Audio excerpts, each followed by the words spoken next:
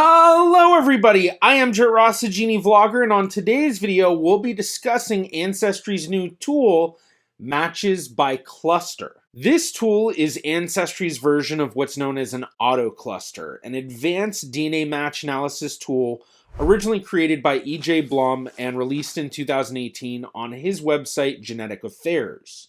A DNA cluster works by looking at how your DNA matches also match all of your other DNA matches. By analyzing the matches this way, they can then be grouped into clusters. Each cluster represents DNA matches who all descend from the same shared ancestors. These clusters are visualized through the use of a matrix chart where each axis is the same lists of matches and a highlighted square indicates a shared match. This tool is extremely helpful in genetic genealogy in speeding up the workflow of analyzing matches, which can be especially burdensome since match lists can often number in the thousands, tens of thousands, or even hundreds of thousands of DNA matches. The AutoCluster tool has been available beyond just E.J. Blum's Genetic Affairs website through MyHeritage and GEDmatch, but both of them did a collaboration with E.J. Blum in releasing their own tools, so it's the same setup that EJ's tool has. E.J. Blum's website, Genetic Affairs, also has a bunch of other auto tools that E.J. has developed, such as the Auto Segment tool, the Auto Lineage tool, and many others. For a long time, one of the biggest difficulties with doing an auto cluster was having enough matches to actually get significant clusters created. And since Ancestry's database is the largest at 27 million people, which is actually bigger than 23andMe, MyHeritage, Family Tree DNA, and Living DNA's databases all combined together. So I've been hoping for an auto cluster tool on Ancestry for a long time.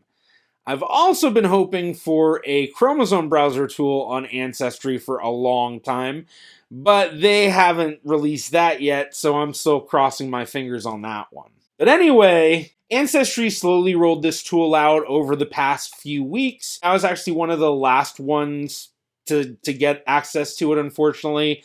I think for the most part, pretty much everyone has access now as long as you have Pro Tools. And if you aren't familiar with Pro Tools, it's another added cost on top of the Ancestry membership. So it's basically an add-on, but it includes multiple useful advanced DNA tools, such as this new auto cluster, or I guess cluster by matches is really what it's called. But they also give you the advanced shared match comparison with that Pro Tools add-on. Ancestry also utilizes its SideView tool as part of this Matches by Cluster tool. And that's basically just breaking up your matches into a parent 1 or parent 2 group. But this is also kind of a negative because if there are any matches who are unassigned, those are then excluded from being included as a match in the clusters. As well, if there's any issues with the parent 1, parent 2, which does happen, and we'll talk about that in a bit, that can cause issues with how people read these. But now in talking about my thoughts about this new tool, overall I was honestly quite impressed. I was a bit worried before I had access to it because I had heard a lot of murmurs about the limitations they're going to include, and I think there were some people that were saying things that might have been incorrect, because I know I had heard something about a 100-person limit, but I haven't found a true 100-person limit.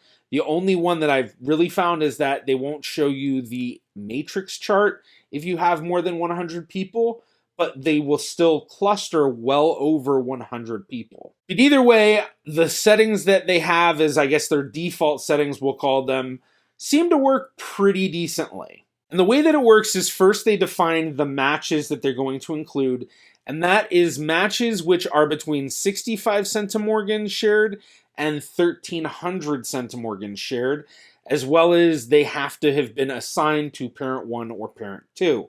So if they are unassigned, they won't be included as a match. The next limitation is then defining a shared match. So basically they look at your match list and then see, okay, person 1, how do they match all of your other matches?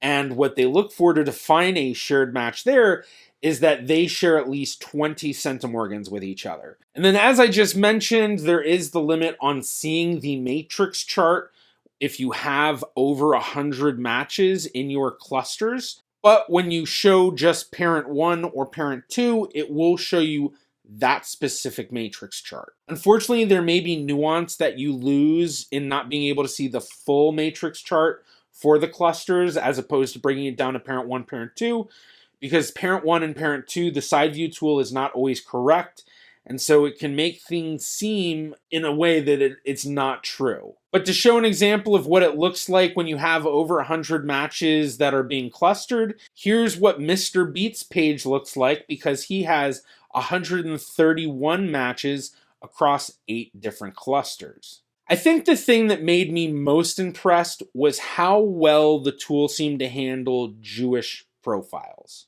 And this is because Jews are what's known as an endogamous population, a population group who for many, many, many generations, for hundreds if not thousands of years, have largely only had children with other people from that exact same population group. This causes all of the descendants of that population group to then have a lot more DNA shared on average with each other than non-endogamous populations, and so it can skew the DNA results when you look at their shared DNA.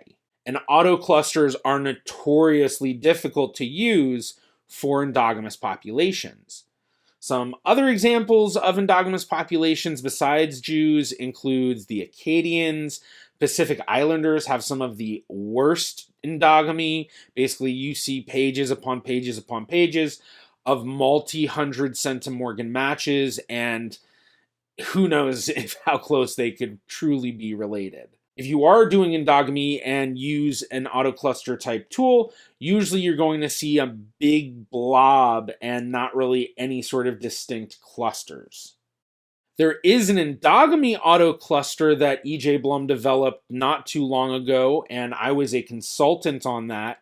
And basically, we worked on figuring out how can we manipulate the settings of the autocluster to make it so that people from endogamous populations might be able to actually get something useful out of it. But we'll talk more about that in a bit, most especially the idea of manipulating the settings for the autocluster. Half of the fully Jewish profiles I manage receive a message like this saying Ancestry couldn't cluster matches for that profile. The other half received small clusters and few clusters, but I found that most of those clusters defined were actually significant and often provably correct. So whatever they seem to be doing on the back end to try to overcome the issues of endogamy that we've seen with autoclusters seems to be working pretty well in giving us clusters that we can be confident about. Because that's the biggest thing when dealing with a cluster that you can find through autoclusters for an endogamous person, is that your confidence might be a little bit lower than typical. So let's look at some examples of Jewish profiles that I manage. So this first match is for a fully Jewish profile and can actually be broken into 3 distinct clusters. The first cluster representing descent from one set of great-grandparents, the second cluster representing another set of great-grandparents, and then this third cluster representing the grandparents. Since the third cluster is really an overlap of the other 2 clusters, it indicates that these people are related to people in both of these clusters, and that is why it's off to the side with the gray boxes.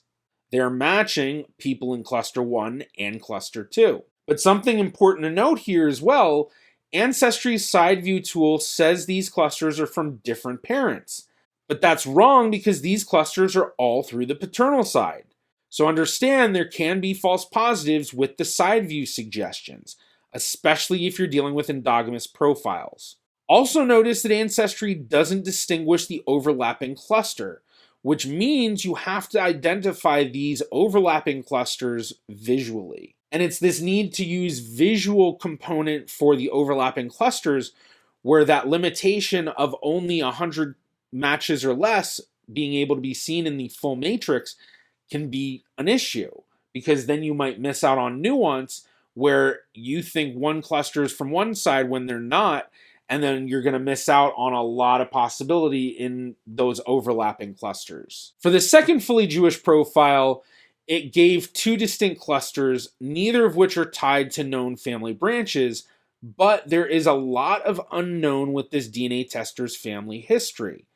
After reviewing both clusters, I actually noticed that two of the people in one of the clusters had a surname in their tree that was actually somewhat uncommon. While not proving anything conclusively, it is quite a lead for further research, and that's really the biggest thing that you're trying to get out of the auto clusters is you're trying to be able to analyze a lot of matches at once so you can pick up on things that you might not have been able to pick up on otherwise, or would have taken a long time and a lot of reviewing before you even figured that out. So helping identify new leads for research. This third fully Jewish profile has two distinct clusters, and one match that slightly overlaps both clusters.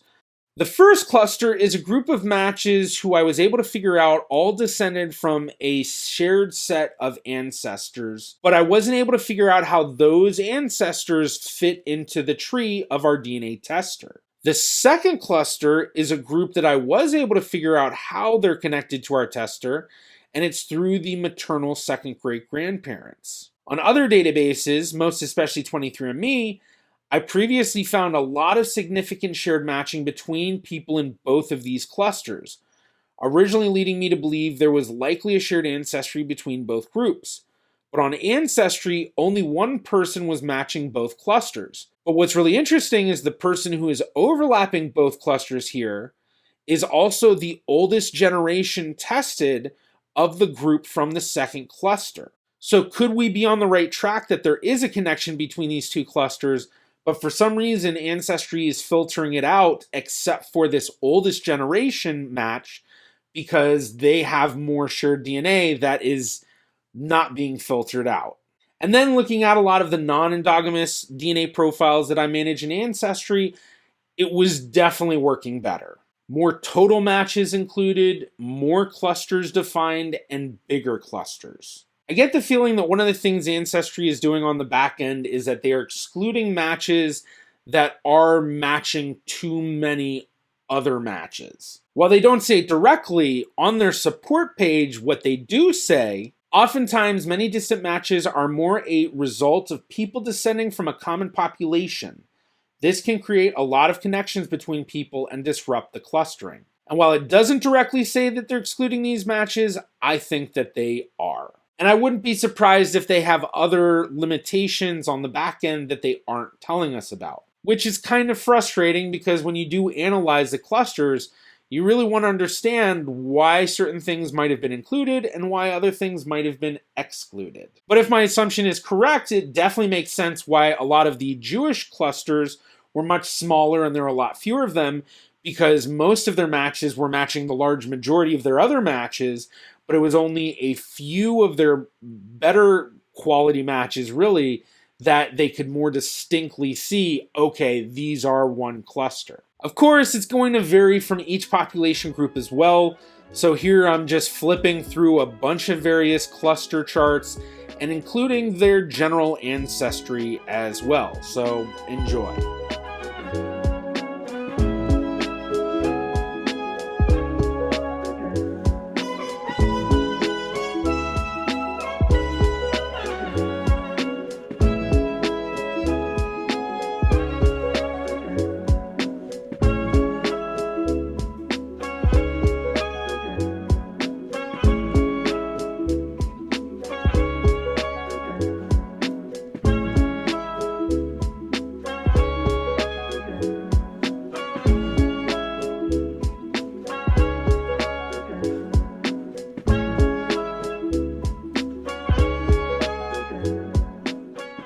Now, while I am overall happy with the initial rollout of this Matches by Cluster tool, it is still in beta and there have been some issues. The biggest annoyance for me seems to be them changing a lot of things on the back end and causing it to change the clusters I see every day. And that became especially frustrating for this video because I would start writing about a set of clusters for this video, I'd take a pause, then the next day I'd come back to it, rerun the cluster, and then all of a sudden one of the two clusters is there, the other one's gone. And this definitely seems to be happening to a lot of other people. While I definitely understand this is because it is in beta and so they are figuring things out, it says to me that there's a lot of things going on in the back end that they're not telling us in terms of what they're including and excluding beyond this 65 centimorgan to 1300 centimorgan range and the 20 centimorgan shared match definition. But the other thing is that they haven't even fully released this tool. For anyone that has access, if you go there, you'll notice in the right-hand corner, there is a custom button that is grayed out. And when you hover over that, a message comes up saying, coming soon, create custom clusters with specific matches and centimorgan ranges. This makes me really hopeful that they will allow us to adjust multiple settings. The endogamy autocluster I discussed earlier in the video utilizes the ability to manipulate many settings in the autocluster to help overcome the issues of endogamy. So if Ancestry allows us to change a lot of the various settings once this custom tool comes out, that's going to be huge in making this really useful, especially for endogamous populations. And the settings that we can manipulate utilizing the endogamy autocluster are the exact settings that I would hope Ancestry rolls out. Minimum and maximum centimorgan adjustment, a longest segment adjustment, the number of longest segments, the average segment, and then being able to change these settings not only for defining the original matches, but as well as defining your shared matches. I honestly doubt Ancestry will include all of these options once they fully roll out the tool, but I would love to be proven wrong. My guess is that they'll basically have two main things.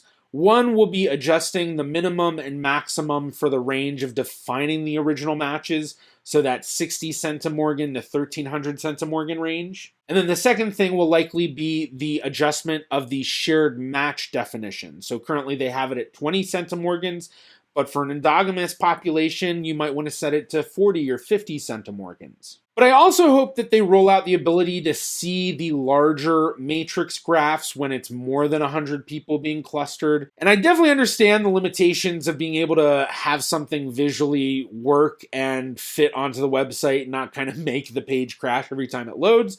But it would be cool at the very least if they had some sort of way where if it's over 100 people, then you could maybe download some sort of image of it or maybe some sort of other way of getting that so you can get the full matrix graph. We'll just have to wait and see, but let me know what you think about this new tool. Have you been able to use it? Have you found any use for it? Or maybe you've even made a big discovery from it. So comment down below and let us know. And if you'd like to learn more about that endogamy autocluster and especially why those specific setting adjustments are so useful, be sure to check out this video of mine right here.